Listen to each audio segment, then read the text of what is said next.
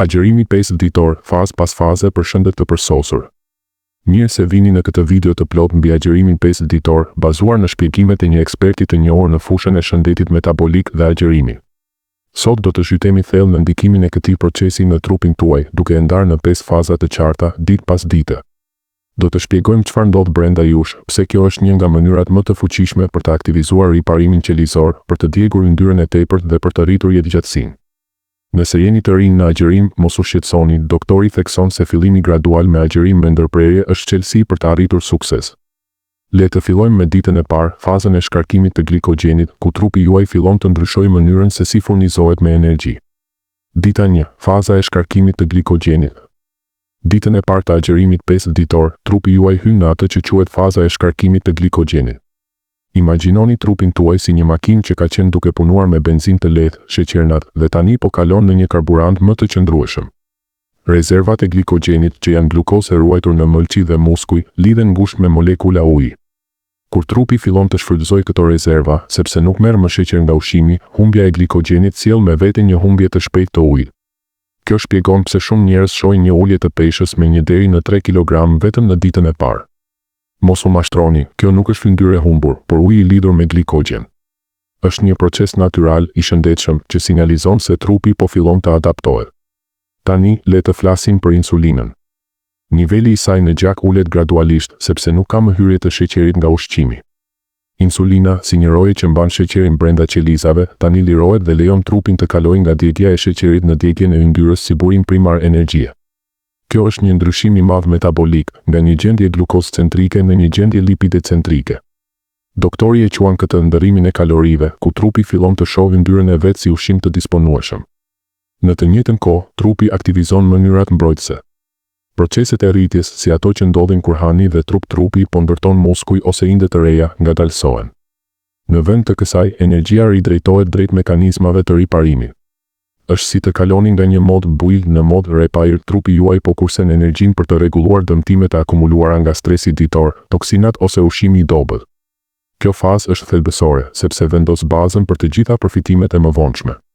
Për të mbështetur trupin gjatë kësaj dite, rekomandon marrjen e elektroliteve.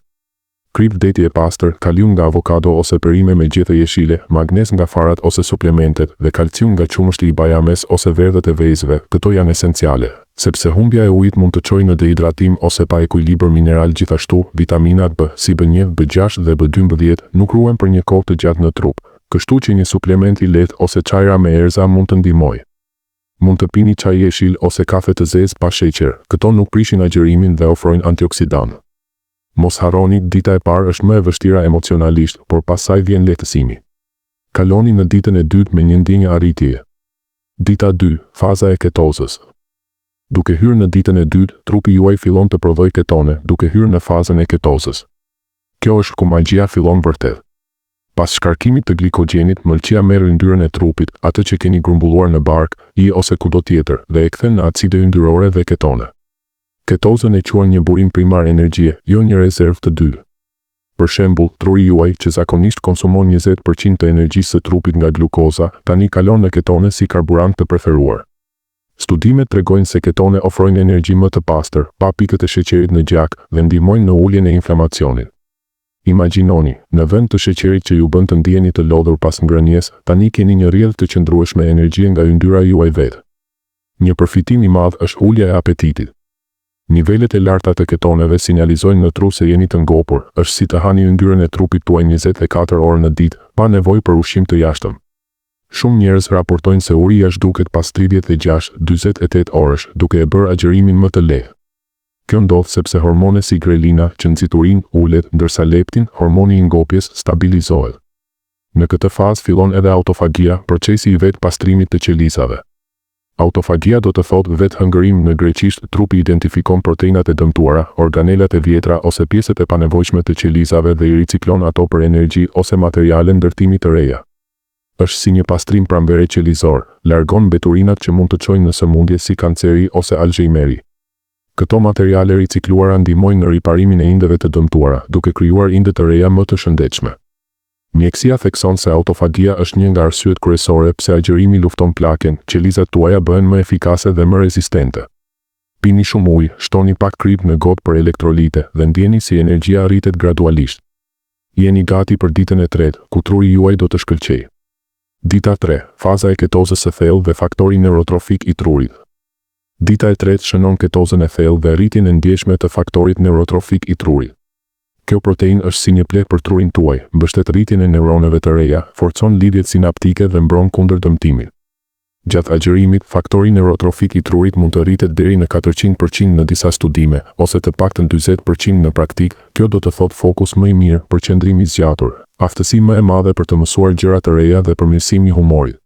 Faktori neurotrofik i trurit vepron si një antidepresant natyral, duke rritur prodhimin e serotoninës dhe dopaminës pa nevojë për ilaçe. Nëse keni pasur ditë kur ndjeni të humbur ose të dekurajuar, kjo fazë ofron një rikthim të qartë mendor, si të largoni mjegullën nga dritaret e mendjes. Autofagia bëhet më e thellë këtu. Një pjesë kyçe është rifillimi i sistemit imunitar. Qelizat e bardha të gjakut që luftojnë infeksionet shkatërohen dhe riciklohen nëse janë të vjetra ose të dëmtuara. Kjo lejon krijimin e qelizave të reja më të forta, duke e bërë sistemin tuaj imunitar si një ushtri të rifreskuar. Studimet në min tregojnë se agjërimi ul incidencën e sëmundjeve autoimune, sepse heq ushtarët e gabuar që sulmojnë trupin e vet. Gjithashtu, riparimi i brendshëm i zorëve fillon. Muri i zorëve rigjenerohet çdo 3-5 ditë, por ushqimi i vazhdueshëm e ngarkon atë me toksina dhe inflamacion. Agjërimi jep një pushim, duke lejuar rigjenerimin pa pengesa. Rezultati? Një tretje më e mirë, më pak fryrje dhe thithje më e efektshme e lëndëve ushqyese më vonë. Së fundi, rritja e hormonit të rritjes është e dukshme.